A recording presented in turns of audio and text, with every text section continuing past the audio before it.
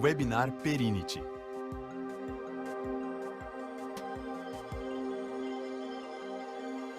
Obtenha insights valiosos. O webinar já vai começar.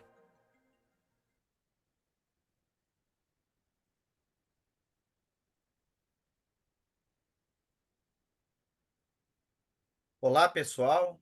Todos estão me ouvindo?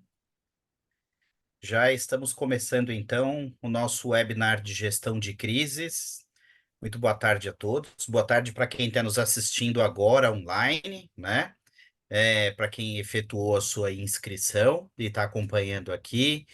Bom dia, boa tarde, boa noite para quem vai assistir através das outras plataformas, em outros horários, né?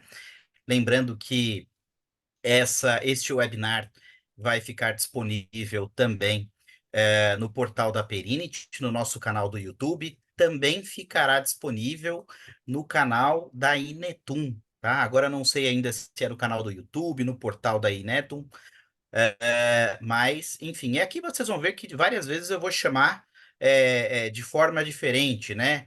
Inetum, Inetum, porque eu fiquei sabendo hoje que na França é Inetam, né? Se for em espanhol, é Inetum ou Inetum, né? E no Inetum. Brasil, Inetum.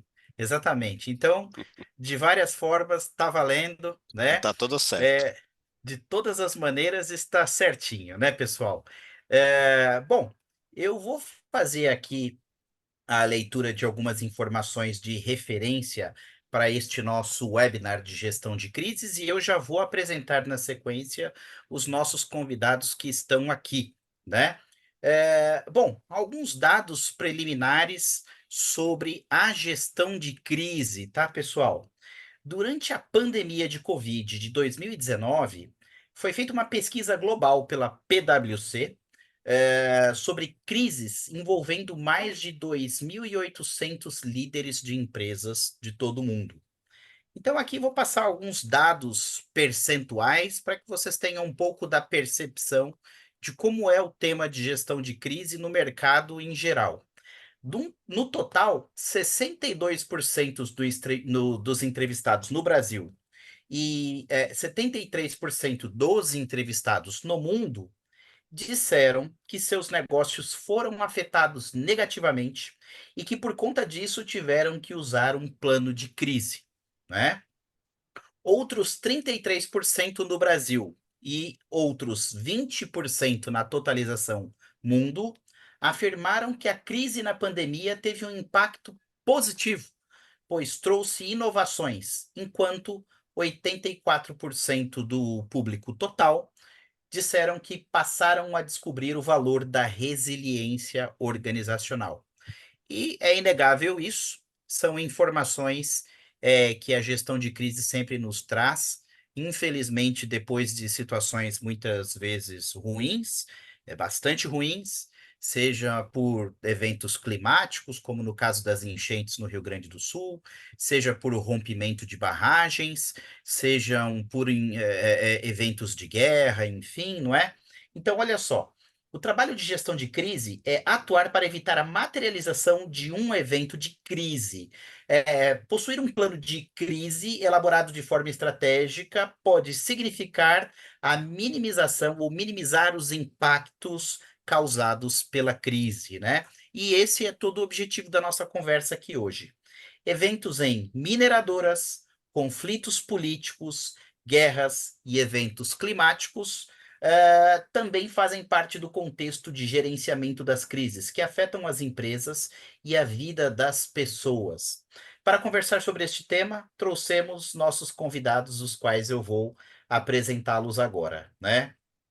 Então, primeiramente, ele atua há mais de 15 anos na área de cyber, é responsável pelas equipes de segurança de infraestrutura, governança, resposta a incidentes cibernéticos, gerenciamento de vulnerabilidade e segurança ofensiva da Inetum. Olá, Anderson Brito, muito obrigado, seja bem-vindo. Fica à vontade para suas considerações iniciais. Bom, o prazer é meu. Queria agradecer a oportunidade de falar com todos. Espero agregar bastante aqui no webinar e aprender um pouco com todos. É isso aí. Perfeito, perfeito. Bom, nosso próximo convidado, ó, ele é gerente de riscos e segurança da informação e atua há mais de 25 anos com consultoria, responsável pelas atividades de GRC e GCN na Inetum. Mas como assim ele atua há mais de 25 anos se ele tem cara de 36, 37? Temos uma evidência de trabalho infantil aí. Boa tarde, Rodrigo Miranda. Muito obrigado, Eduardo. Bom, só para considerar, eu tenho 49 anos, então um pouquinho depois da faculdade eu já estava em consultoria. Aliás, meus estágios foram em consultoria dentro da faculdade também. Se considerar, dá para considerar quase 30 anos aí em consultoria. Perfeito, Muito muito obrigado obrigado. pelo convite. Seja bem-vindo também. E aqui, para fechar o nosso grupo de palestrantes, né? Ele é formado em análise e desenvolvimento de sistema, ele cursa MBA em Cybersecurity e Cybercrimes, com experiência em TI e governança de SI, já teve passagem por diversas consultorias, entre elas Big Fours, e atualmente ele é coordenador de gestão de continuidade de negócios na Genial Investimentos. Ele está falando diretamente do Rio de Janeiro. Olá, boa tarde, Igor Machado, seja bem-vindo. É um prazer ter você aqui também. Opa, tudo bem, pessoal? Boa tarde. É um prazer aí a gente estar junto, batendo esse papo, trocando as experiências. Espero que a gente consiga ali bater um papo bem legal e ser engrandecedor, tá bom?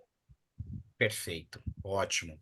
Bom, pessoal, não sei se vocês já perceberam aqui, para quem está acompanhando o chat, mas o link do LinkedIn de nós quatro, né, do Anderson, do Igor, do Rodrigo e o meu, já foi compartilhado aqui pelo Bueno no chat do Zoom, aqui onde nós estamos fazendo, né? E vamos começar aqui com as perguntas, com as provocações, para a gente começar a discutir todo esse tema voltado para a gestão de crises, não é? E eu vou começar aqui, então, com a primeira pergunta, a primeira provocação. Eh, e, na opinião de vocês, qual é a importância da gestão de crise nas empresas, do seu planejamento e a sua organização para minimização dos impactos de uma crise? Então, eu queria que vocês contassem para a gente um pouquinho aí da experiência de vocês com relação à organização e planejamento de gestão de crises. Fique à vontade para começar quem quiser, tá bom? Se quiser começar, Rodrigo, você que Bom, já tem um tempinho um pouco a mais aí do que os demais, fica à vontade. tudo bem. Desconsiderando crises cibernéticas aqui, eu posso falar que a primeira grande crise que eu passei foi a pandemia. Então, ela afetou muito porque a gente não tinha um playbook, um runbook de pandemias prontos. O que que foi importante, o que que é importante? Claro, planejamento é sempre importante, a empresa estar preparada, treinada, é muito importante, mas algumas coisas, algumas crises, não, isso não é possível. Então, você ter liderança firme, ter uma governança muito importante. Então, a governança com um comitê de crise e também um comitê operacional. Comitê de crise sendo mais diretivo e o comitê operacional sendo executivo. Então, ele vai executar as funções, pegar informações, dar para o comitê diretivo para ele fazer um steering, para ele fazer o guia de tudo que vai acontecer. Para mim, isso daí foi muito importante para passarmos bem pela crise. Rodrigo, fala para nossa audiência aqui agora, por gentileza, o que vem a ser os itens que você mencionou, o playbook ou runbook, para que eles saibam. O playbook ou runbook também, ele é o passo a passo. Então, você tem uma. Vamos pegar um exemplo clássico que quase todo mundo já passou aqui, que é um teste de simulação de incêndio. E você tem, o bombeiro já tem, junto com os brigadistas, o passo a passo. Não pode usar elevador, não pode correr nas escadas, tem que ficar todo mundo um atrás do outro. E onde vai se encontrar depois? Ou seja, na frente do prédio que está pegando fogo? Não, a 2 quadras é um pouco mais longe. Eles têm todas essas orientações. Mas a gente não pode ter um playbook para todo tipo de crise. A gente nem sabe quantas crises existem e cada uma tem o seu formato Por isso que é muito importante um comitê diretivo que dê todas as instruções na hora da crise. Perfeito, perfeito. Fiquem à vontade, Igor e Anderson. Complementando aqui um pouco do que o Rodrigo comentou, né? A questão da crise ela pode surgir de diversas fontes, né? Então, você tem desastres naturais, né? O que foi que aconteceu agora com o Rio Grande do Sul, falha de produtos, né? Numa empresa, numa indústria ali, problema de segurança, crises financeiras, né? Afetando as operações, finanças, reputação. Então, essa capacidade de você realizar a gestão de crise de forma eficiente, né, é determinante para a sobrevivência da empresa. Então, o que fazer, né? Você tem que se antecipar aos fatos, né? Fazer um planejamento adequado ali dos processos, né? Lógico que você não vai conseguir identificar tudo que é inesperado, que foi o que o Rodrigo comentou. Mas essa habilidade, né, de você ter a organização e responder de maneira rápida, né, de forma eficiente e coordenada ali, faz a diferença. É um planejamento sólido. Então, ter uma gestão de crise é essencial para você ajudar as empresas a enfrentarem, né, os desafios e garantir que haja a continuidade dos negócios. Isso não pode ficar somente no papel, isso tem que ser executado de forma efetiva. Perfeito, perfeito. Sim, sim. É, só não chovendo no molhado, né? Como o Miranda e o Anderson já mencionaram, quando a gente fala de gestão de crises, é importante a gente pensar sempre ali no mínimo viável, né? Um processo que ele seja minimamente executável e nada complexo a ponto das pessoas que fazem parte do fluxo, não entenderem ali em qual etapa do fluxo elas estão Estão enquadradas inseridas? e dentro disso o que que elas precisariam fazer. Então, na minha concepção e também pelas experiências que a gente acabou tendo, e a pandemia é a mais recente, mais dolorida de, acho que da humanidade, eh, a gente pegou também diversos pontos e diversos gaps de empresas, desde as menores até as maiores, que não fazem de fato ou não faziam de fato a gestão da crise como deveria, né? Porque é diferente você fazer a gestão de crises. Não estou falando o suprassumo do universo, tal estado da arte, estou falando o mínimo. Para o regulador, e é diferente de você fazer de fato para que funcione. Então, entendendo essa devida importância, né, as empresas, enfim, o mundo acabou pegando um pouco vamos dizer assim, do entendimento, né, da crise na crise, fazer a gestão da crise adequada no meio da crise. Então, o processo estruturado, junto ali da eficácia e da eficiência que o Anderson mencionou e dos pontos também que o Miranda levantou, o estado da arte, vamos dizer assim, tá? Para mim vamos dizer assim, é o básico para que a gente consiga, vamos dizer, aquele seguro que a gente não quer usar, né? Entendi. Eu acho que esse ponto, né, Igor, que você mencionou, é extremamente importante, porque as empresas precisam ter um plano, de gestão de crise, prevendo, por exemplo, uma continuidade de negócio, operacional, enfim, ou um plano de recuperação de desastre. Entretanto, esse plano ele tem que ser execuível, né? Ele não pode ser algo tão complexo que impeça que as pessoas realizem as mínimas atividades necessárias ali dentro. Então, concordo bastante. Muitas vezes, menos é mais, na é verdade? E eu acho que executar o mínimo necessário efetivamente dentro de um escopo planejado é super Sim, importante, né? sim, Eu sim. vou comentar com vocês rapidamente, né? Eu não sou palestrante aqui, eu sou um facilitador da comunicação, mas vou falar que eu tive pela primeira vez contato com atividade de gestão de crise, gestão da continuidade do negócio. Foi no ano de 2001. Eu trabalhava em um banco, um grande banco, né, brasileiro. E naquela ocasião nós estávamos estruturando o trabalho de site de contingência. Então, aqui em São Paulo, né, trabalhava no centro de São Paulo, e o nosso site de contingência do nosso departamento ficava na cidade de Barueri, mais especificamente em Alphaville. Então, caso houvesse, por exemplo, uma impossibilidade de acesso ao prédio, as pessoas que faziam parte do plano de continuidade, que já conheciam este playbook que o Rodrigo mencionou, né, com todo o step by step, tinham todo um planejamento, uma orientação de deslocamento, de se encontrar, e então iam até esse site de contingência localizado em Alphaville, e lá também existia uma espécie de step by step, uma espécie de playbook, com as ações minimamente mandatórias que deviam ser executadas, né? Então, naquela ocasião, foi o meu primeiro contato. Lidei ali ainda no banco por mais alguns anos, até vir aqui para a Perinit, né? Que é uma empresa de tecnologia e que tem um módulo para gestão da continuidade do negócio. Mas essa foi o meu contato inicial com o trabalho de continuidade de negócios, né? Então, eu vou pegar o gancho aqui da resposta do Igor. O Igor foi o último a comentar e falar: olha só, Igor, você atua em uma instituição financeira, né? Nós mencionamos, você trabalha no Banco Genial, na Genial Investimentos, né? Quem acessou aí o seu LinkedIn vai poder ver as suas informações profissionais.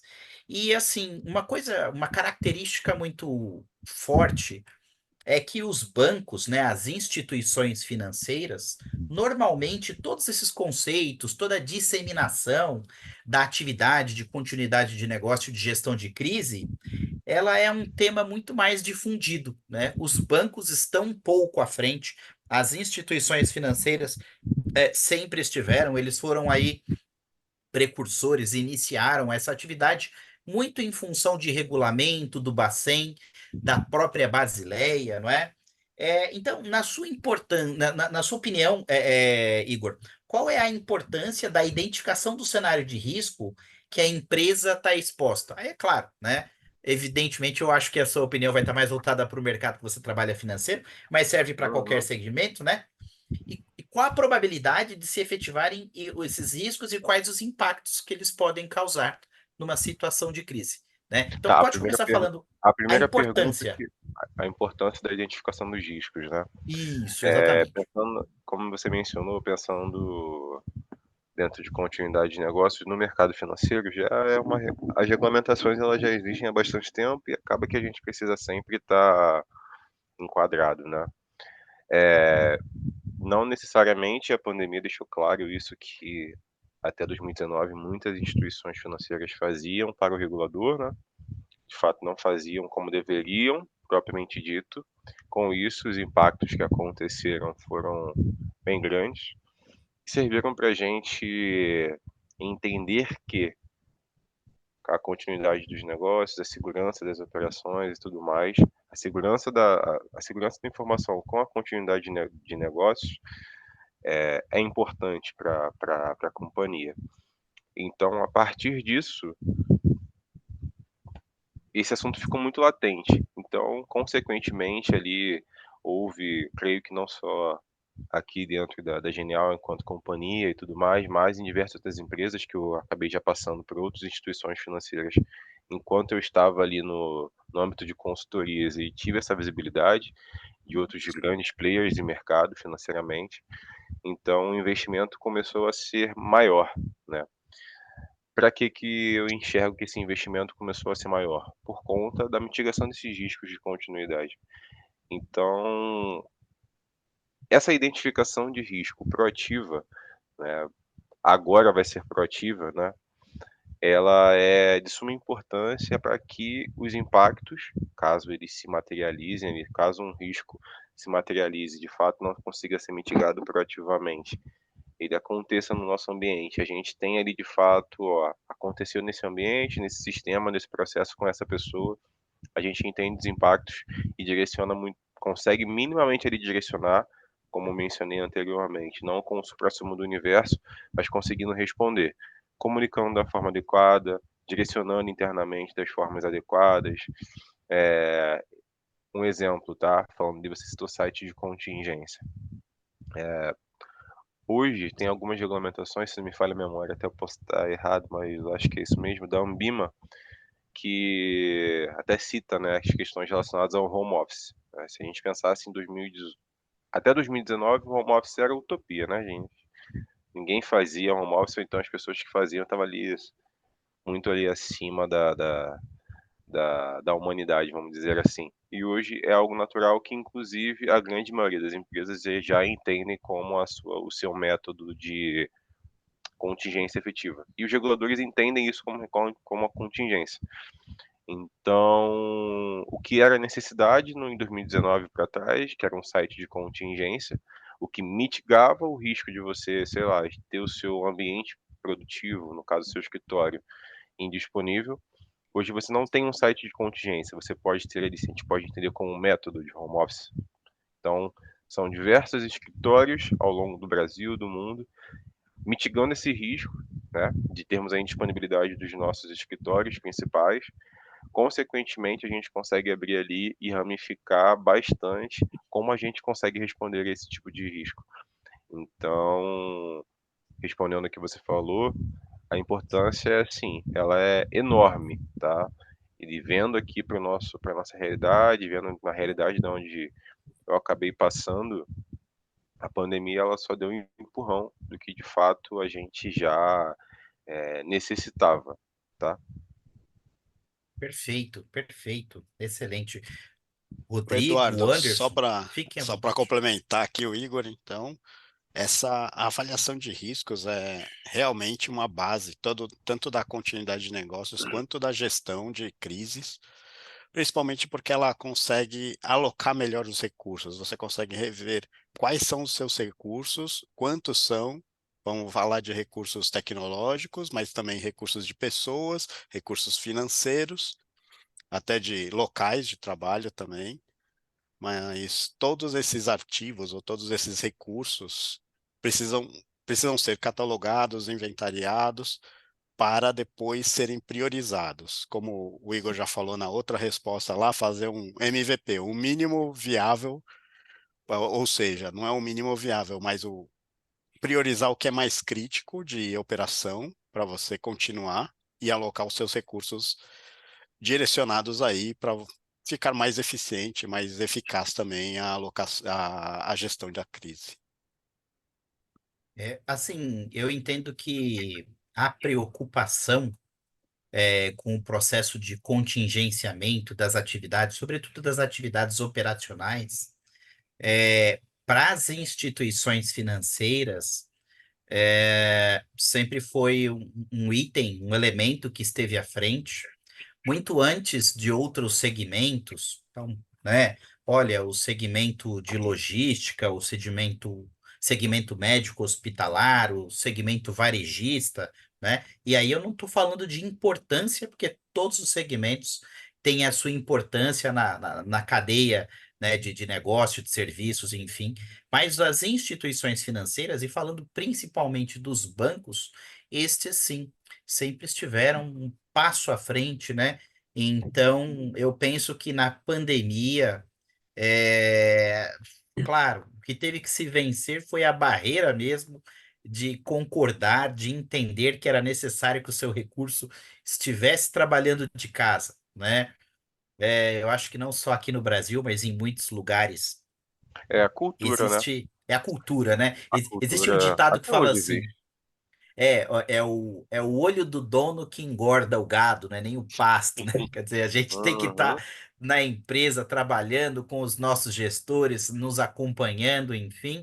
E eu acho que esse paradigma foi quebrado, né? E hoje as empresas atuam bem. Eu acho que os bancos acabaram só de certa forma, né, Igor? Tá um pouquinho mais fácil aí essa atividade em função de todo o É, preparo, né?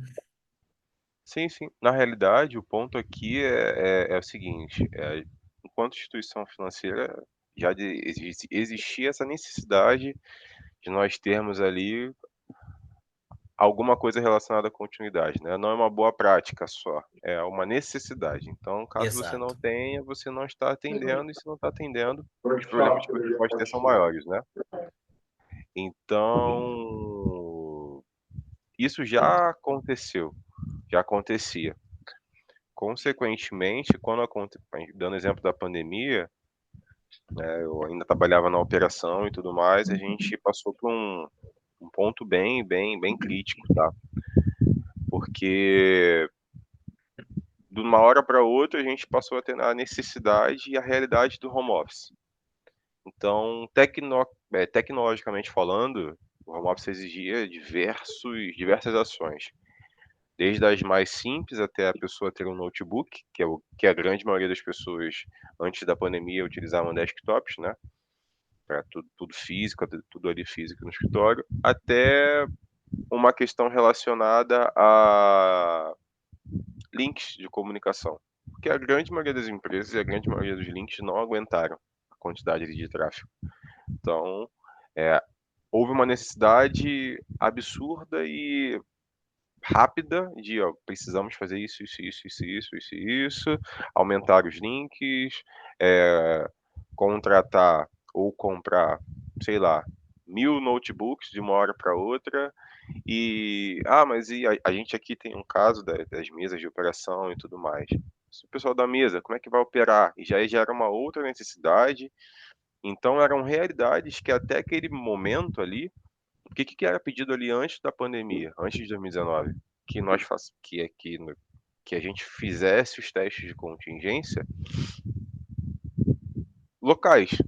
Então, enfim, a gente marcava os exercícios para um fim de semana, de uma forma mais controlada, mais tranquila, mas o usuário ainda ia ao escritório para poder fazer a validação.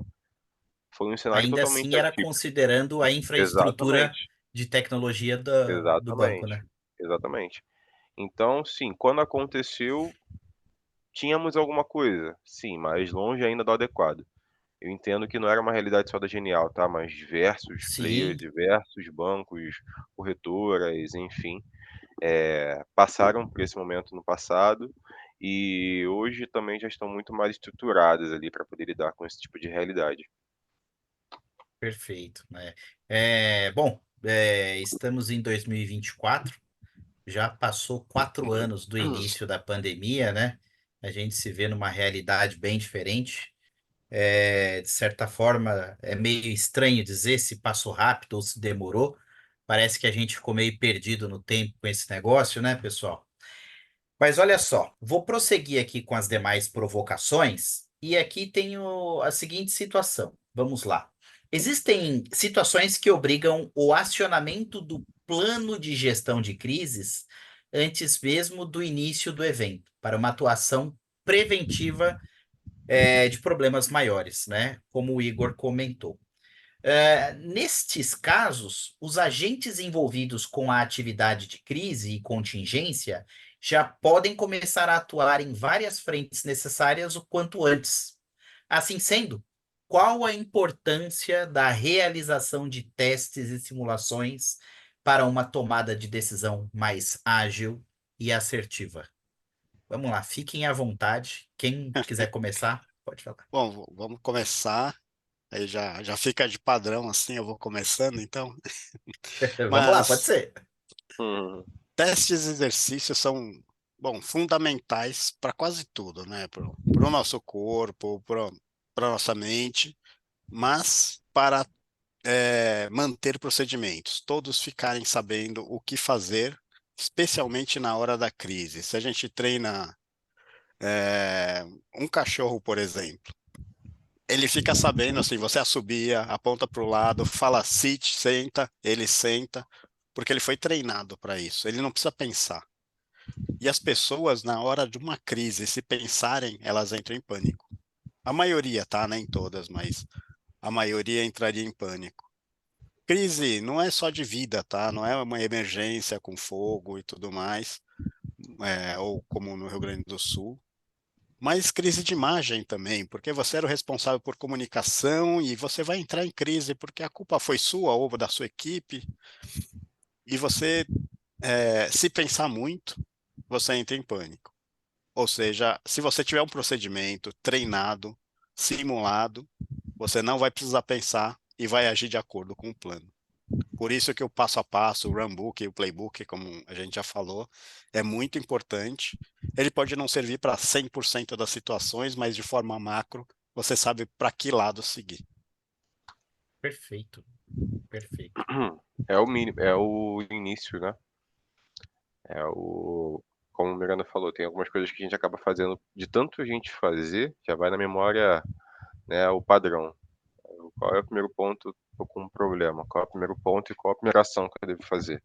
Qual a primeira área que eu devo informar aqui? De tanto você exercitar, essa ação ela já vem ali by default, né?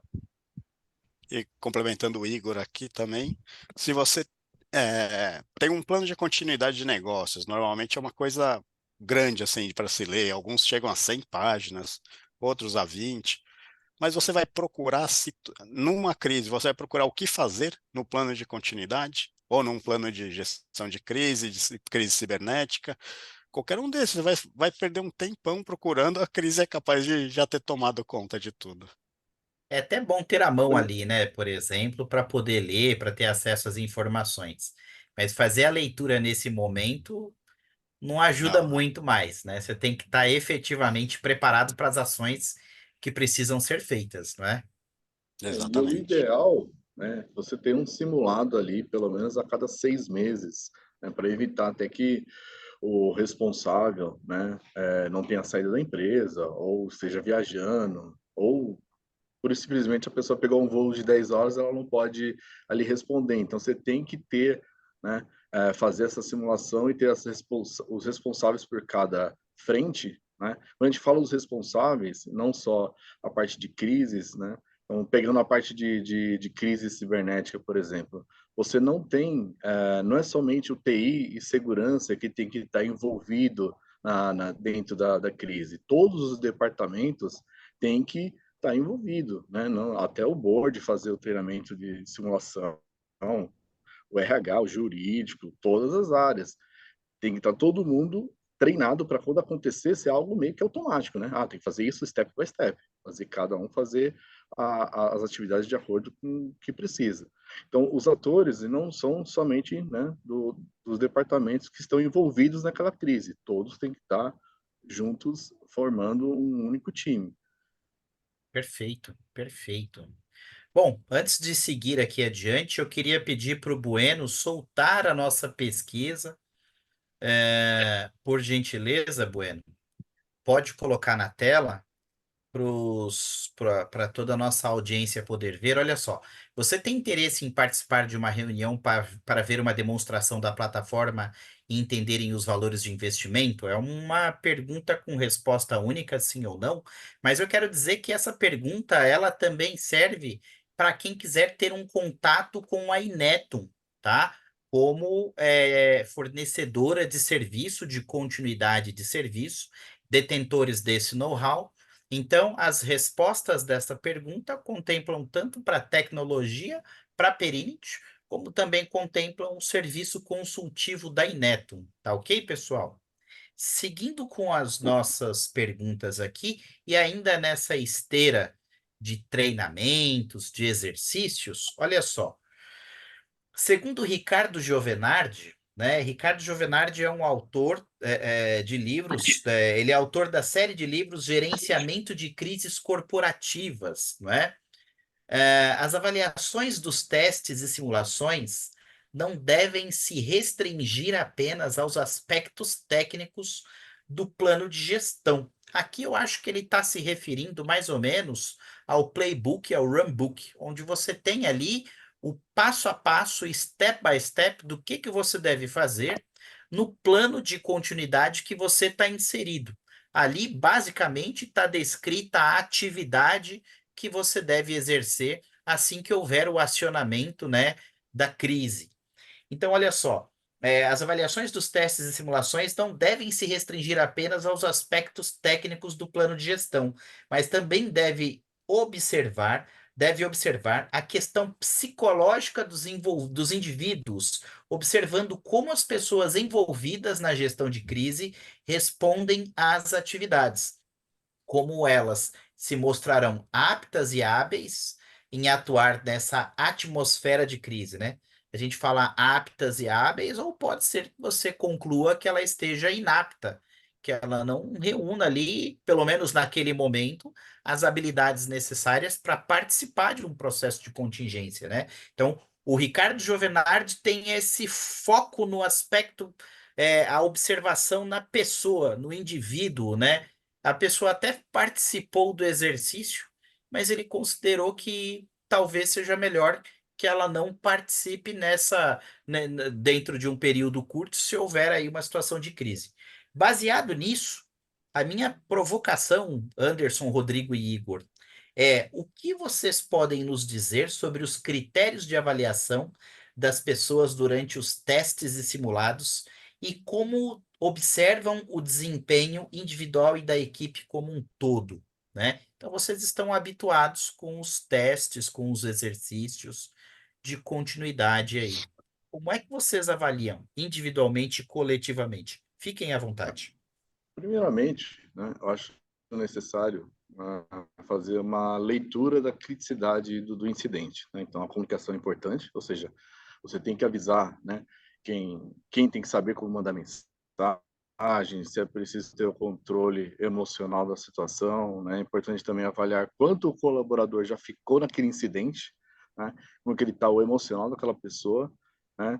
Eu, por exemplo, já fiquei no incidente parado por mais de 36 horas, né? Então, até resolver sair da cadeira, literalmente. Isso em 2013, faz um tempinho. E na época eu não tinha home office, mas como eu era plantonista, né, atuando como sobreaviso, fui premiado. Então, agora imagine uma situação, né, onde a pessoa está presencial na empresa, né? O RH sabe se ele é a única pessoa que pode levar as coisas para casa, por exemplo, e ele está ali preso dentro da empresa tentando resolver o incidente. Então, foi verificado se ele precisa de algo, se é algo simples, né, visto de fora, mas tem que ser avaliado, né, pois é um processo muito delicado, né, trabalhar com o psicológico de cada um, e que ali quanto tempo a pessoa está atuando. Então, para isso, todas as áreas, né, voltando ao tópico que eu tinha mencionado anteriormente, todas as áreas elas têm que ser envolvidas no teste de simulação, porque todos têm que saber o papel de cada um, o momento que cada um tem que lidar com um assunto. Então, esse é o recado. Posso complementar também o Anderson aqui. Existem coisas que a gente vê no dia a dia, amistosos de jogo de futebol, por exemplo. O técnico está avaliando o time como um todo, aliás, a torcida também, e também estão avaliando os jogadores um a um. Em quê? Para saber se o cara cansou, para saber se ele sabe chutar a bola, se ele sabe passar, se o trabalho de equipe funciona. Isso também existe na polícia e no exército, quando tem esquadrões de tiros, né? Ou seja, um exército contra o outro, ou um time contra o outro. Você vai ter que passar dentro de uma cidade, a gente já viu em alguns filmes, e não pode matar os civis, tem que pegar a bandeira do outro time. Nesse caso, você tem filmagens, você está avaliando individualmente e coletivamente o time. Tem um capitão para você avaliar como um todo, mas cada um deles você tem que verificar se eles têm uma resiliência emocional, porque se for no caso do exército, você está numa situação de crise, habilidades de comunicação entre um e outro, ou até tomada de decisão, trabalho em equipe, tudo isso é individual e a gente não vê isso acontecendo em simulados de gestão de crises em tabletops, tá? Normalmente a gente vê relatórios para o trabalho como um todo, e não de forma individual, pelo menos não com tantos É o que é detalhes, mais, né? é o que é mais o dia a dia, né? É o que é mais prático. É o relatório ali, exemplo, tá? Porque falando aqui do mercado financeiro, o regulador ele não é específico a nível dos testes que ele vai pedir ali, sabe? Faça um teste de crise individual, enfim, dessa forma XPTO. Ele fala para que você se execute seus testes, que você defina e execute os testes, né? Ele faz exercícios de contingência para seus ambientes mais críticos e, em alguns casos, falando ali de BSM, para alguns ambientes que processa a ordem e tudo mais. Precisa testar esses ambientes, validá-los, né? Então, para uma empresa que ela quer passar na prova, ela faz o que está escrito no papel. Para uma empresa que quer não só passar na prova, mas de fato manter uma resiliência, faz os seus exercícios um pouco mais estruturado, entende?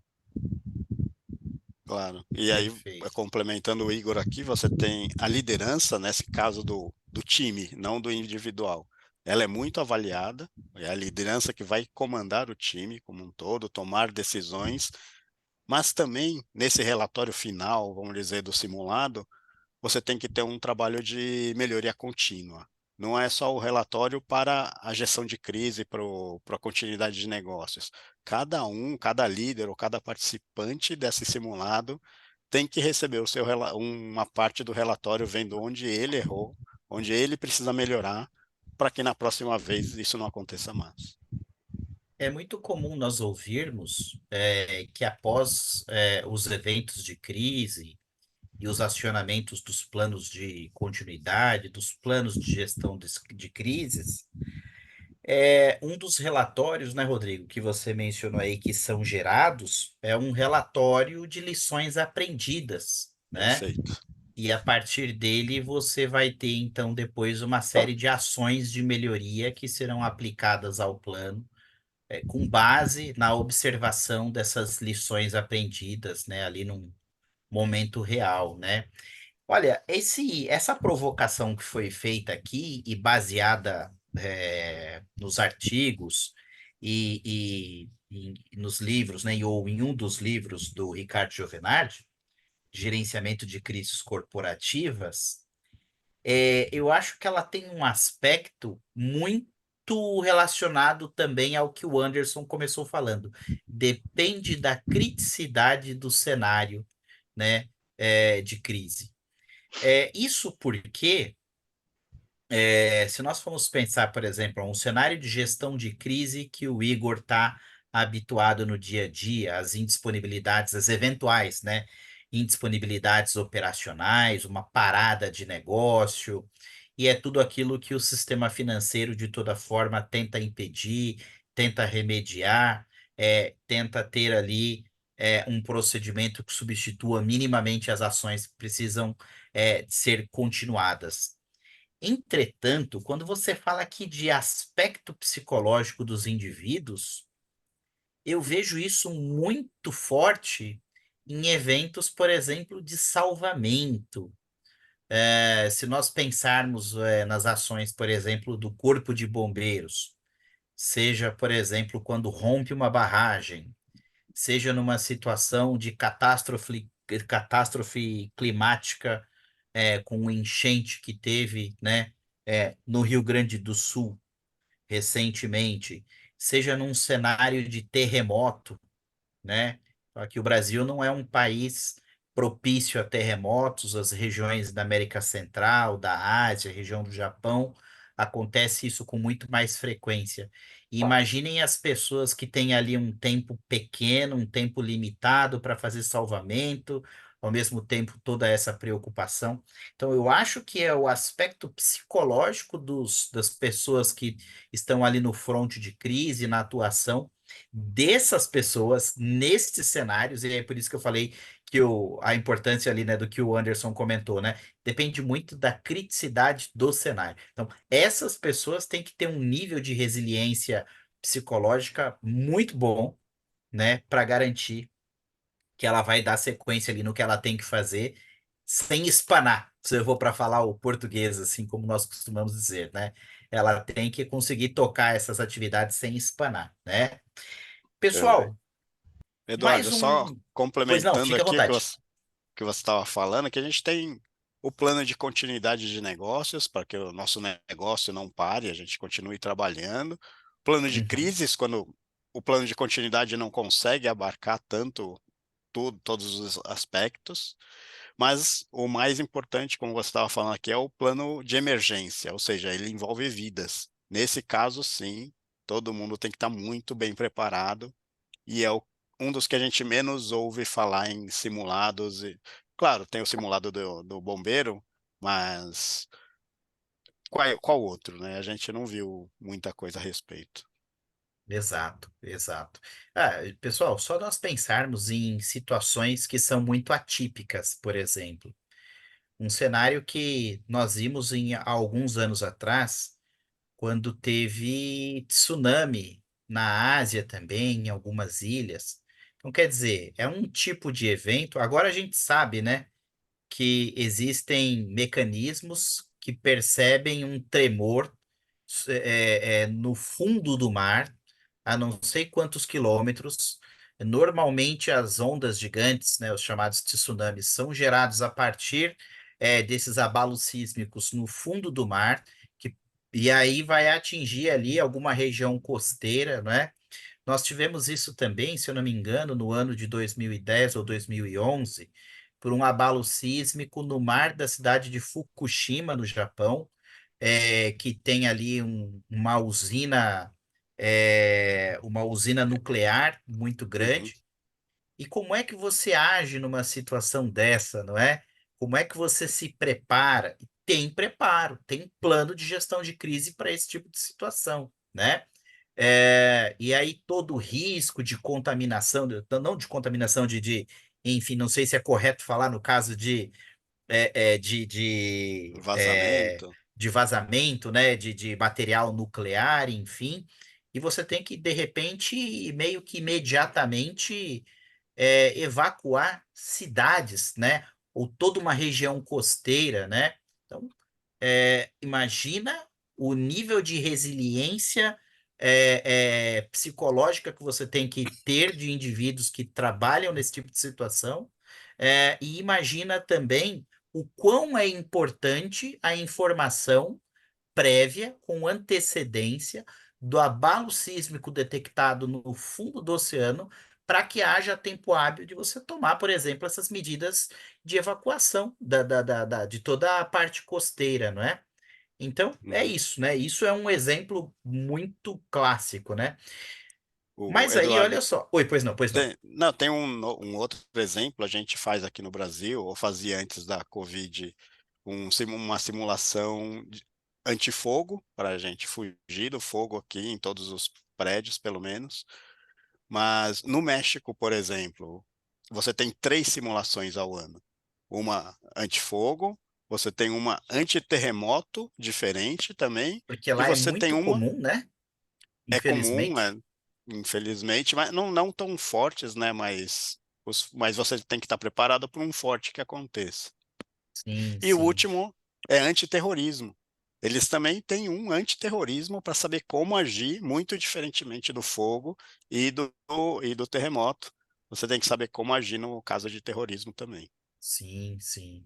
Olha, no México, se eu não me engano, no ano de 1986, né? Eu não sei vocês, eu não era nascido, né? é, Teve um terremoto gravíssimo No na Chile, né? cidade do México, não, na cidade do Ah, México, no México. na cidade do México mesmo, e que teve ali um nível de destruição, de catástrofe muito grande. Então, eu sei que os países da América Central, na região do México, do Caribe, ali são várias placas tectônicas, assim como também é na região do Japão. No outro lado, né, na parte asiática, ali entre as Coreias do Sul, do Norte, o próprio Japão, se aproximando da Oceania, também é uma área de bastante vulnerabilidade em função da quantidade de placas tectônicas diferentes, né? Isso faz com que essas regiões sejam mais propícias aos eventos de terremoto, né? É claro, eles têm que ter, sim, um nível de preparo, tem que ter um plano de crise diferente para essas situações, não é? Ainda falando deste cenário, agora vamos falar de um outro item que vocês conhecem muito bem. Então vamos lá. Nós sabemos que entender a organização é um dos pontos mais importantes para a implantação de uma gestão de crise efetiva. Para conseguir esse entendimento correto, a aplicação de um BIA, que é um Business Impact Analysis, né, que é a análise de impacto no negócio, ela é necessária. A aplicação de um BIA é necessária. O BIA trará o correto entendimento do quadro de criticidade de um processo individualmente e dos diversos processos os quais a empresa possui, que está dentro da cadeia de valor da empresa, além da informação do que deve ser tratado durante a crise e o seu nível de criticidade, evidentemente. Ou seja, aplica-se o BIA e com o BIA ali, com a metodologia que foi estabelecida, você identifica um score, uma pontuação que vai falar se é um processo crítico, não crítico, qual que é a necessidade de contingenciá-lo, enfim. E aí, pessoal, dentro desse contexto, como vocês fazem para criar um BIA efetivo, que traga dados precisos e auxilie na recuperação e retorno à normalidade no caso de acionamento de crise? Fica à vontade quem quiser começar. Somente, né? Acho que tem que ser feita uma identificação dos processos chaves, que é o que você até comentou, né? Então, os processos mais importantes, né, para garantir o funcionamento contínuo da organização. Então, essas atividades elas não podem parar de jeito nenhum. Então, identificando esses Perfeito. processos, você vê o que tem que ser avaliado, o impacto desse processo, né, caso ele seja interrompido, né? Quanto a empresa perderia financeiramente, né, convertendo esse tempo, levaria para retomar toda a operação da empresa, né? A imagem da empresa, muitas vezes não é só a parte financeira, mas a imagem, isso impacta em ambos, e fazer a identificação dos recursos. Então, sistemas, tecnologias e pessoas, né? Muitas vezes esquece desse ponto fundamental ali, que são as pessoas, que são parte de todo o processo. Então, essas dependências, né, determinar quanto tempo é necessário para recuperar cada recurso. Então, o BIA, né, ele está intimamente ligado à norma, a ISO 22301, né, que é para a gestão de continuidade de Isso. negócio. Então, essa norma, ela fornece informações essenciais para atender esses requisitos. Então, como o nome já diz, né, estratégia para minimizar os danos e impactos, garantindo a continuidade do negócio, preparando a organização para enfrentar qualquer tipo de parada inesperada, inclusive uma crise cibernética, ou enfim, outras. Perfeito. Boa. Não, só falando do BIA rapidinho, é, o BIA em si acaba que a gente faz bastante, né? A gente acaba fazendo boa parte do ano ali a atualização do BIA para identificação, como o Anderson mencionou, dos nossos processos vitais e críticos, né? Digo nossos enquanto companhia. Só que na minha concepção e até um pouco do que a gente vem passado aqui internamente, a BIA em si, ela precisa estar diretamente ligada ao negócio, de forma que a área que esteja ali preenchendo a BIA, ou então em conjunto, ela entenda o que é aquilo, né? Porque para o sucesso da BIA, a gente precisa que o usuário, né, a área de negócio esteja engajada. E um passo ainda anterior a esse é alinhar bem a BIA, né, a metodologia que você for utilizar ali dentro da empresa, com a metodologia de risco da companhia. Então, uma vez que existe essa metodologia de risco e etc., os ranges e as réguas, você ajusta a BIA para que a gente consiga ali, vamos dizer assim, um output de processos, né, dentro desse range ali, ó, crítico, não crítico, vital, enfim, esse é mais, esse é menos, é mais adequado. E sim, na minha cabeça não tem como fazer com que a BIA, ela a BIA ela é a base para tudo. Então, para que essa base para tudo funcione bem, a gente precisa explicar bem e ter essa proximidade com as áreas de negócio para falar assim, cara, ó, a gente precisa preencher isso aqui, mas vem cá, vou te explicar o que que é isso. Isso aqui você vai gerar visibilidade de XPTO, a gente vai ter a visibilidade da sua área, o que que você costuma fazer, o que é crítico para você, a partir de qual momento. Ah, mas eu não entendo. Passa pra gente o que que você enxerga que é crítico e vamos sair do outro lado. Então, sim, né, como o Anderson mencionou e tudo mais, a BIA é assim, é de suma importância. E em termos de metodologia, existem acho que algumas formas de fazer, né? No final das contas, todos ali geram os mesmos outputs, mas a melhor forma é a que melhor se adapta à sua realidade ali da sua empresa. Então, nada é escrito em pedra, tudo precisa ser ajustado para que de fato faça sentido. Porque não adianta a gente também chegar com uma BIA de 755 páginas ali e a área de negócio não vai entender, consequentemente não vai preencher, ou que se preencher, vai preencher informações rasas. Aí você vai se basear naquilo e quando você vê tá faltando informação, ou então a informação já não é mais aquela, aí perdeu a Tudo é eficácia, né. crítico, né? Exatamente, exatamente. E tudo é Quando crítico. tudo é crítico, nada é crítico, Nada é né? crítico. Tem Exatamente. que identificar as joias da coroa, né? O que é realmente essencial para a empresa ela conseguir se permanecer ativa ali. Então, deixa eu Perfeito. complementar meus colegas aqui também.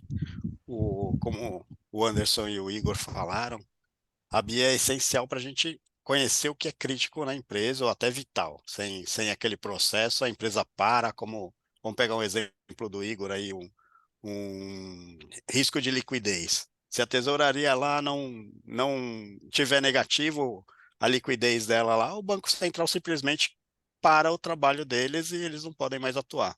Então, isso daí é vital. Então, a gente não está falando de continuidade de negócios de forma operacional, mas isso é continuidade de negócios também.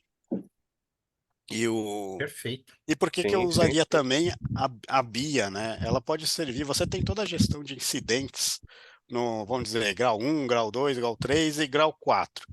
E aí começa a pensar em crise. Mas nem todo mundo tem isso bem estabelecido, talvez bancos sim, seguradoras, né? Mas quem não é altamente regulado não vai saber o que fazer. Quando vira uma crise? Qual o gatilho da crise? Então, se você quiser ligar a BIA à crise, eu pegaria assim os processos críticos. A BIA vai criar o seu PCN, o seu plano de continuidade de negócios, onde você vai ter todas as suas estratégias. Se a sua estratégia, ou seja, se a sua estratégia não estiver dentro do seu incidente, do seu evento de parada, da sua pré-crise, a BIA não conseguir identificar os impactos, o plano de continuidade não conseguir, não tiver uma estratégia condizente, ou a BIA não vai conseguir pegar, por quê? Porque às vezes essa crise, esse incidente, está pegando mais de uma área, ou seja, já extrapolou o âmbito da BIA, do PCN, e do Uhum. PCO no caso. Aí eu chamaria uma crise. Então, quando sair, extrapolar a BIA, as estratégias que você já tinha identificado, extrapolar o seu plano de continuidade operacional, que é o da área, assim, você pode chamar o comitê de crise. Eu pegaria esse gatilho porque ele vai te ajudar bastante se você não tiver uma gestão de incidentes muito bem elaborada. Perfeito, perfeito. Olha aqui, eu chamo a atenção na resposta de vocês para alguns pontos, não é? Primeiro comentário do Anderson. Antes de você criar ali um questionário de criticidade, de análise da criticidade do negócio, um Business Impact Analysis, ele falou que há necessidade de você ter os processos identificados, definidos, ou seja, antes mesmo da execução de um BIA, há necessidade da identificação dos processos, ou seja, um mapeamento do processo. A empresa precisa ter uma atividade anterior de mapeamento de processo, e a partir do momento que esses processos foram identificados, eles podem ser submetidos a um BIA, né? Comentário interessante do Igor nisso daí, que eu achei, é uma preocupação muito comum é, de várias pessoas que têm o know-how que vocês têm, o BIA, muitas das vezes, ele é respondido através de self-assessment, ou seja, você manda para a área responde os questionamentos. Mas há uma preocupação muito grande com essas respostas, porque de repente, para o gestor da atividade, para ele tudo pode ser muito sério, muito crítico, né? Então, é necessário sim ter um apoio de um gestor de um profissional da área de continuidade para auxiliá-los nas respostas do BIA, para que ele dê aí as respostas, né, na pressão e na A- temperatura adequada, Até né? mesmo questioná-los, né? Exato, Aqui para que realmente eles você saibam. informou, exatamente, é importante, isso aqui não, ou num processo de atualização. A gente Exato. tinha uma área que era crítica, tinha um processo que era crítico, agora ele subiu de crítico para vital, mas por quê? É isso mesmo? Geralmente eles vão falar que sim, né? Não, sim, Sim, tem que ter, porque, enfim, se parar a empresa para, milhões. Não, vai pagar Exato, multa, né? É, Mas, paga pô, multa, enfim. Aí tem que desde quando para um abstrair. exato. banco? Exatamente. É que para um banco multa não é nada, né? Você paga e pronto. Depende da multa. Aí continua. Mas olha, principalmente por ser banco, ele não vai querer pagar nem a mais baratinha, É não verdade. é? E a Qualquer outra tipo de multa coisa, impacta. e o outro ponto importante da resposta de você está na fala do Rodrigo final, que é o seguinte: quando você tem ali um cenário de crise, um cenário de vulnerabilidade, ao qual a empresa é submetida, de possível parada operacional, de negócio, né, ou um desastre, enfim, a informação dos diversos BIAs compõe uma informação geral que deve ser submetida a um comitê de crise.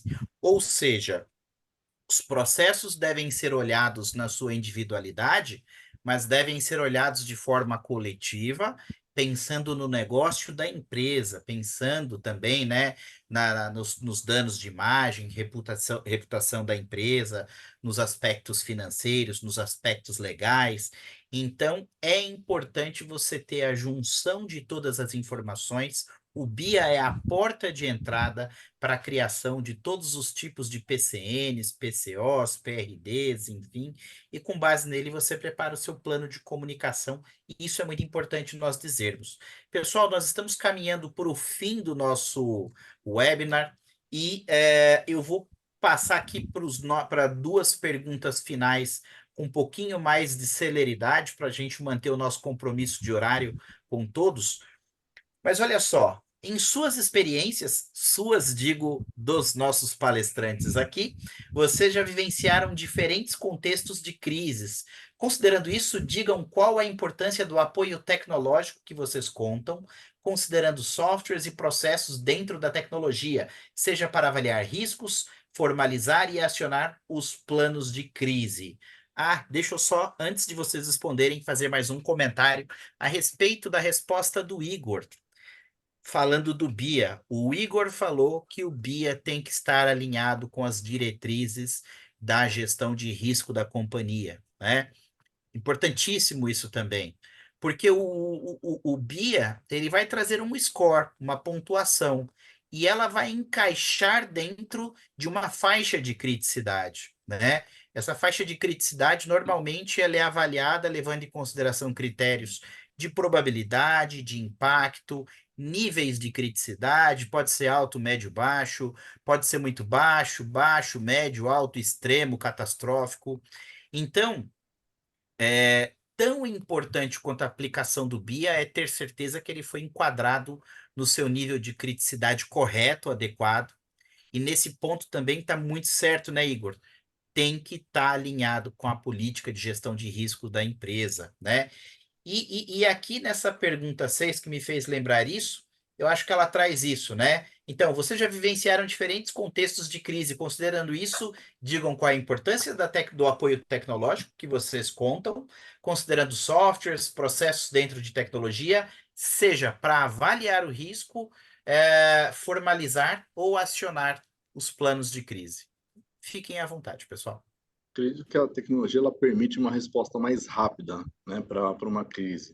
Assim como a ferramenta da Perint, que fornece controle sobre essas atividades, né, de processos, a Ineto apoia na consultoria para fazer todo o plano e sustentação.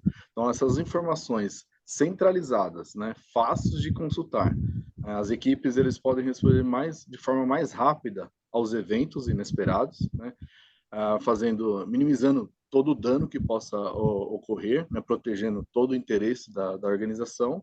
E a automação, né, ela reduz o custo, né, e aumenta a eficiência, fazendo tudo em menos tempo, né, para as equipes possam compartilhar as informações de forma mais rápida e mais prática, né, auxiliando todo o plano estratégico da empresa, da gestão, do board, enfim, e apoiando durante uma crise. Né, você consegue coletar essas informações, a recuperação mais rápida, né, e aí você consegue ter uma resiliência de forma mais efetiva e rápida. Perfeito. Mais alguém quer fazer algum comentário? Posso fazer o meu? Porque o que Fica à acontece? vontade. Olha só.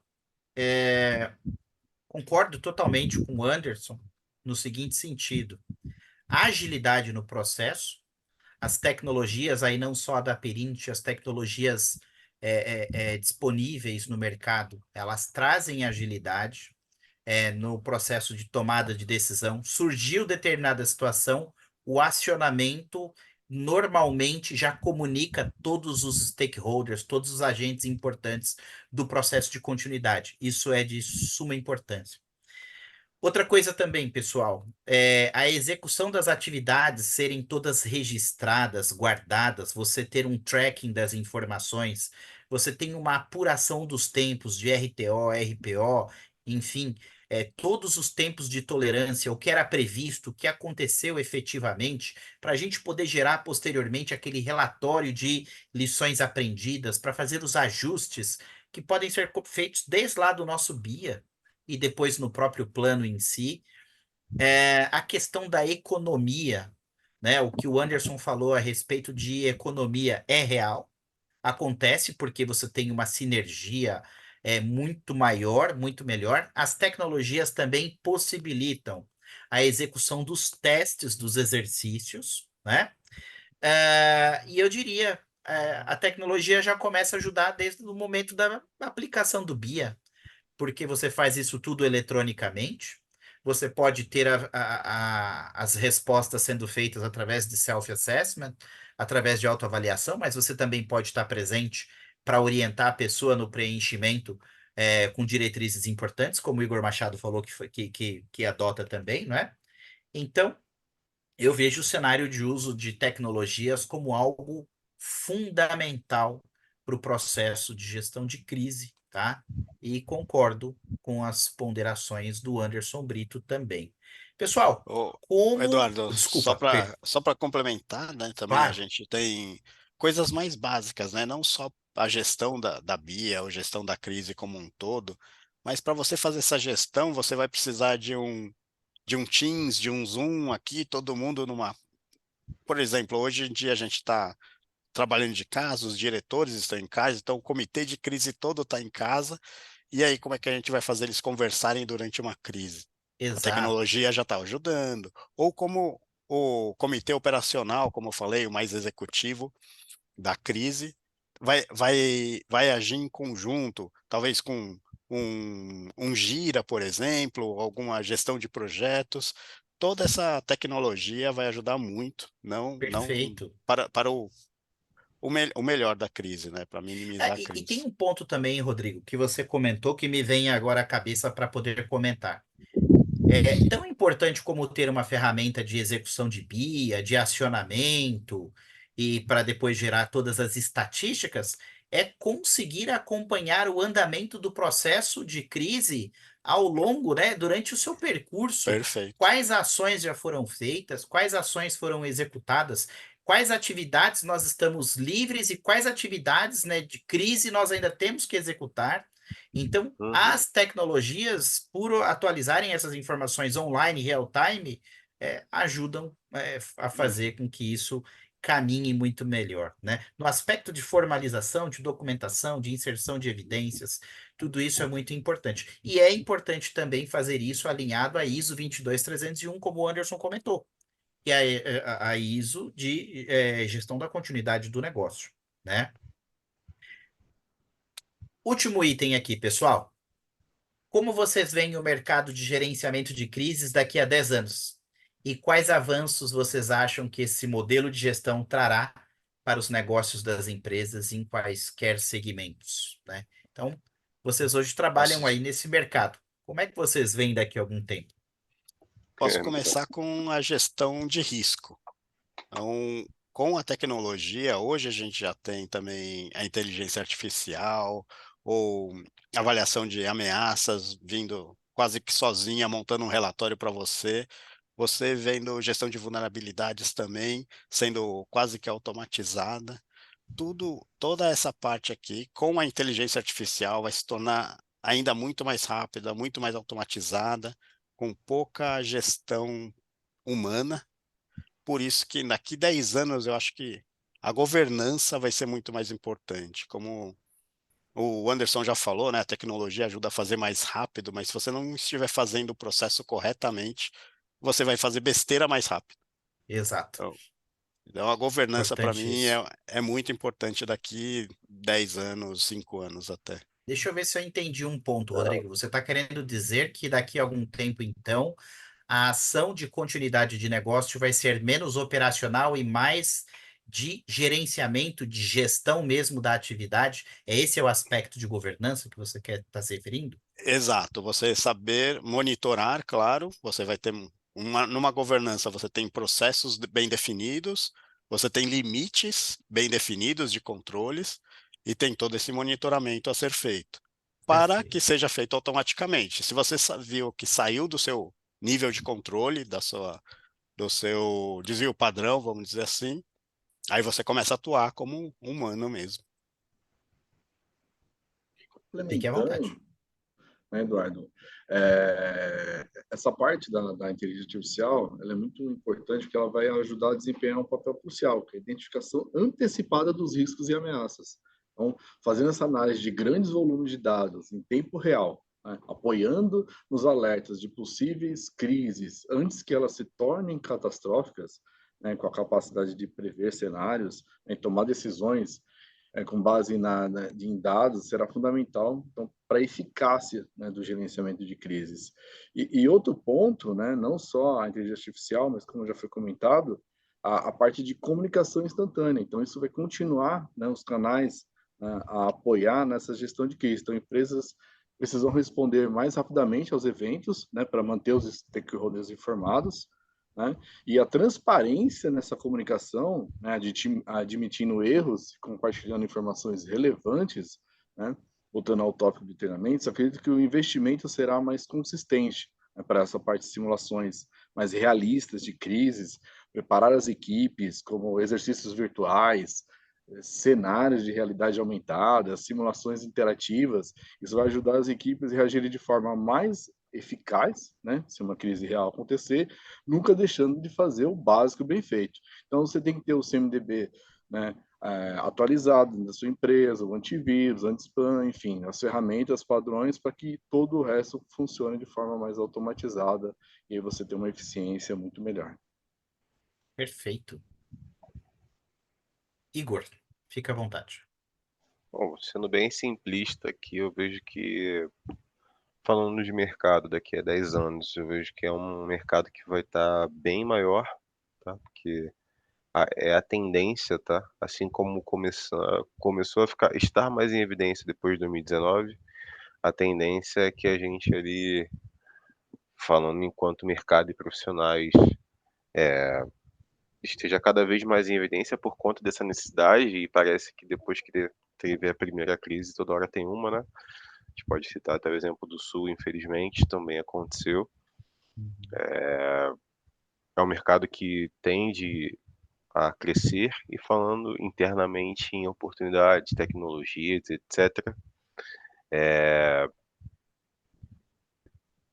alinhando, como o Miranda falou, essa questão relacionada à governança, ao processo, o processo tende a estar mais estruturado pela quantidade também de vezes que ao longo dos próximos 5, 10 anos a gente vai conseguir exercitá-los.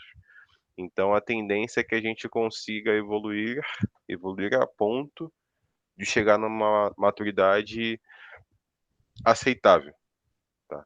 Uma maturidade que eu falo a nível de governança, aí começando a atrelar a tecnologia aos poucos dentro desse processo. E não é que eu estou contra a IA, não sou, mas eu acho que até nós estarmos prontos ainda temos bastante coisa para percorrer. Então, eu vou sempre focar no processo, no procedimento, ali vamos fazer, e atrelando as tecnologias que logicamente são necessárias aos poucos, porque a gente pensar em IA agora, enfim, a gente precisa evoluir bastante. Talvez seja um É, Não, pouco precoce. só para comentar, assim, eu dei o exemplo da IA, porque é o que ela poderia fazer no futuro, mas, claro, análises preditivas, análises estatísticas, isso iria antecipar riscos, né? Antecipar até mesmo o níveis de impacto no qual você pode alocar recursos.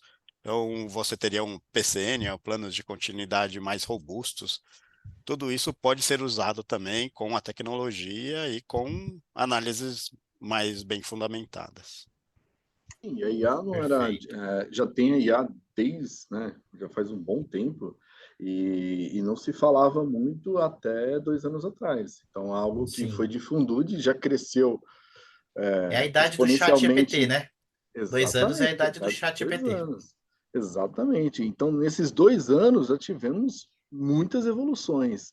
A gente está comentando aqui um tópico de daqui a 10 anos, né? O quanto isso pode impactar em Sim, todos os processos. Então, assim, é algo que as grandes corporações estão investindo efetivamente para que isso aconteça de forma mais gradual. Claro que a gente ainda está no início do processo, então a gente tem que tomar todo o cuidado para que isso não se torne algo que não dê o resultado esperado, mas acredito que há uma expectativa do mercado para que isso auxilie.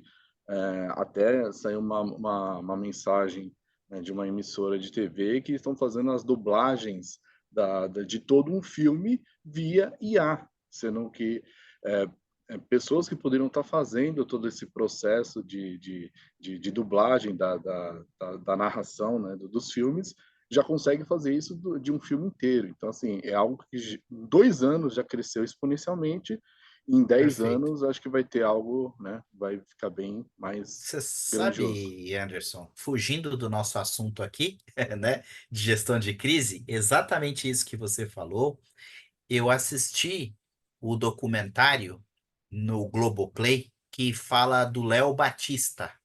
O Léo Batista, né, que é jornalista lá da Rede Globo. Ele já tem 90 e poucos anos de idade, né? Então eu assisti os 2 primeiros episódios do documentário dele e aparece uma frase no início dizendo assim: Ah, não, tô errado. Esquece, tem nada a ver com o Léo Batista. É o documentário ainda no Globoplay referente ao voo da Air France, que caiu do voo do Rio-Paris. Tem nada a ver do Léo Batista, é que eu tô vendo os dois, gente. O do Léo Batista é muito bom também, podem ver. Mas, enfim, neste documentário, as pessoas que dão os seus depoimentos, aquelas que autorizaram fazer o seu uso da sua voz, por exemplo, o pessoal lá do órgão francês, o diretor que atuava na época das investigações a voz dele foi utilizada para criar a voz em português. Então, quer dizer, a própria voz dele falando em português, que o IA fez ali a dublagem. E é semelhante a isso que você está falando, né? Então, é interessante, né? É um mercado aí que pode ser ruim para os dubladores, né? Mas, enfim, é o Sim, que a nessa IA está fazendo. pesquisa, um filme corresponde a média de 50 dubladores. Não vai ter esse Então, mercado. olha só, né, gente? É nesse Pessoal, nível, então. não, o IA tem coisas interessantes aí, importantes também. E por outro lado, também concordo com o Igor que uma série de ações ainda estão demasiadamente humanizadas e só a percepção. Quando nós comentamos, por exemplo, da preocupação do autor, do Ricardo Giovenardi, da questão do aspecto psicológico, da resiliência psicológica de quem participa, não tem como imaginar que o IA a curto tempo, né, vai conseguir responder ou perceber aí as questões.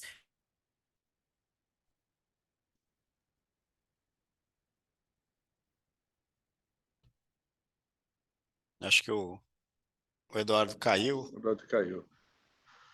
Mas aí só complementando essa parte da IA, né? Claro que a parte humana, ela nunca vai ser dispensável, sempre vai ter que fazer o gerenciamento, né, das equipes, vai ter que gerenciar todo o processo que é coletado pela IA, fazer a tratativa das informações. Então, algumas partes operacionais podem ser que elas sejam substituídas, mas de forma alguma, né, no meu entendimento, a IA ela vai substituir o trabalho humano, ela vai ajudar, né, a processar isso de forma mais rápida e mais assertiva, né? Assim como teve quando começou a internet, todo mundo achava que os empregos iam acabar, pelo contrário, né, aumentou gradativamente o volume de trabalho, algumas operações que eram feitas, né, no chão de fábrica foram automatizadas e em substituição disso tivemos as pessoas que precisavam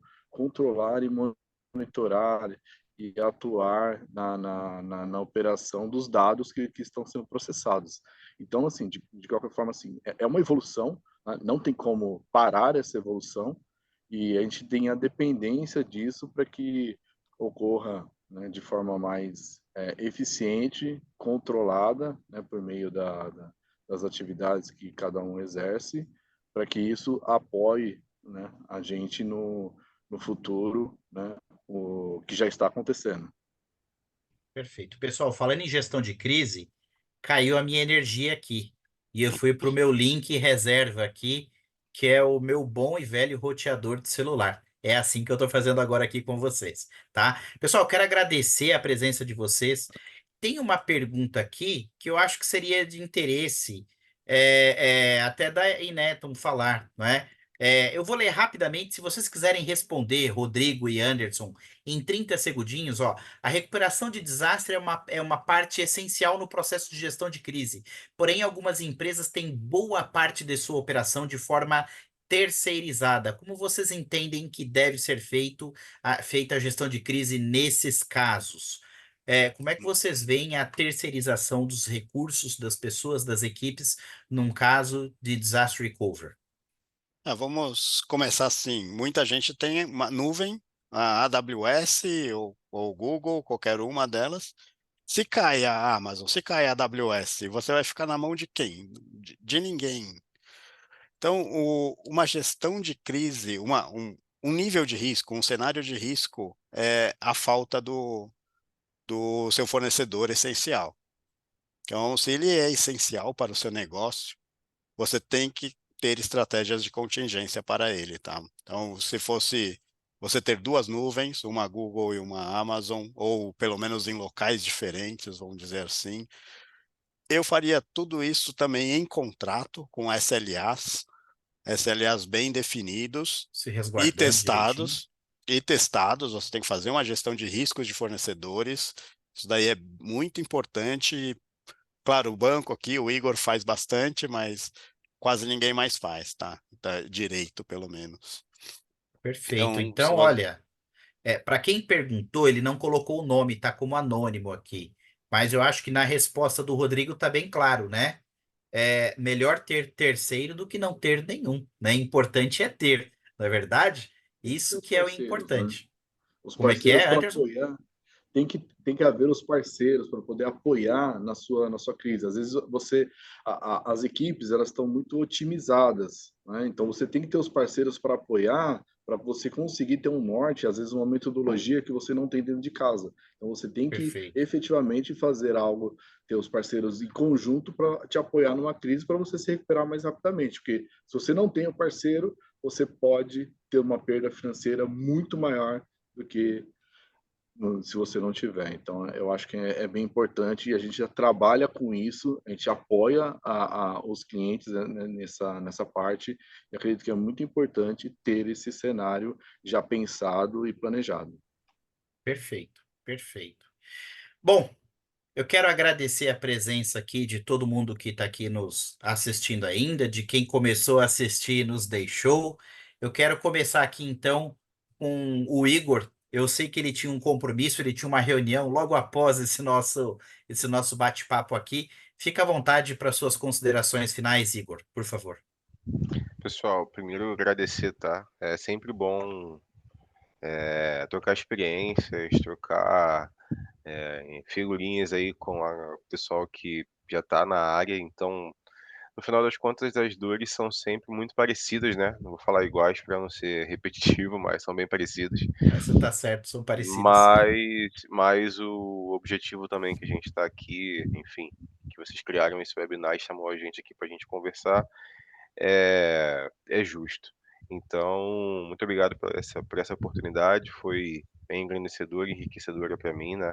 Sempre bom conversar com o Anderson, o Miranda, que estão no dia a dia aqui comigo, trazendo insights, trazendo até mesmo possíveis soluções para alguns cenários que a gente se encontra ali sem saída, mas é bom tê-los aqui como parceiros. E vocês também da Perinity, enfim, muito obrigado pela oportunidade. Estamos prontos aí para a próxima, caso surja, tá bom? Perfeito, muito obrigado, Igor. Anderson, fica à vontade para suas considerações. Legal. Agradeço a oportunidade, né, de compartilhar o conhecimento, experiência, né, as informações, ensinando e aprendendo, né, com todos aqui. Acho que cada um trouxe um pouquinho, né, da experiência, dos cenários. E eu agradeço também a participação de todos aqui no webinar, né? Sem vocês a gente não conseguiria ter, sem esse core a gente não conseguiria ter êxito nesse resultado. E muito obrigado e bom final de tarde a todos. Rodrigo, fica à vontade. Obrigado, Eduardo. Obrigado, Igor, Anderson, pessoal todo da Perinity por nos convidar a fazer parte desse webinar. Eu gosto muito de falar, né, de continuidade de negócios e gestão de crises também. Então, se tiverem alguma dúvida, podem mandar para a gente, pode mandar para a Perinity aí que eles passam para nós também. Perfeito. Pessoal, mais uma vez quero agradecer a audiência, quero agradecer o Bueno que está aqui na técnica também nos dando suporte. Mais uma vez, obrigado Anderson, obrigado Rodrigo, obrigado Igor. Forte abraço para todos vocês e até a próxima. Tchau. Tchau, tchau.